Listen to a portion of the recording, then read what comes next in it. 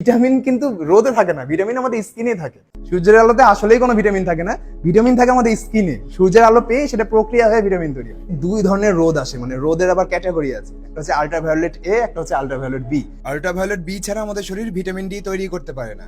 এই রশ্মি হচ্ছে সকালবেলা অথবা সন্ধ্যাবেলা পৃথিবীতে পড়ে, অর্থাৎ সকাল 10টার আগে আল্ট্রাভায়োলেট এ পড়ে, আবার বিকাল 4টার পর আল্ট্রাভায়োলেট বি সব থেকে বেশি থাকে দুপুর 2টা 1টা এই সময়, কিন্তু এটাতে আবার ক্ষতিকর রশ্মিও বেশি থাকে।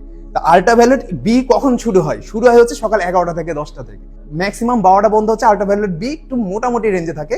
ওই সময় যদি আপনি রোদে দাঁড়ান তাহলে আপনার 10 থেকে 15 মিনিট রোদে দাঁড়ালেই আপনার ভিটামিনের চাহিদা পূরণ হয়ে যাবে। যদি আপনি দুপুরে রোদে দাঁড়ান তাহলে 5 মিনিট দাঁড়ালে পূরণ হয়ে যাবে, কিন্তু দুপুরে আবার ক্ষতিকারক কিন্তু কিছু রশ্মি আছে, সেগুলো হচ্ছে আপনার ক্যান্সারও সৃষ্টি করতে পারে। তো সব থেকে সেফেস্ট টাইম কোনটা?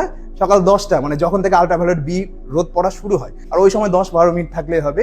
যারা ফর্সা তাদেরকে একটু কম থাকা লাগে, যারা একটু কালো তারা একটু বেশি থাকা লাগবে। মেলাটোনিন বেশি থাকে কালো মানুষের শরীরে, যাদের শরীরে মেলাটোনিন বেশি থাকবে তাদের রোদের চাহিদা বেশি হয়। আপনাকে সরাসরি রোদে থাকতে হবে।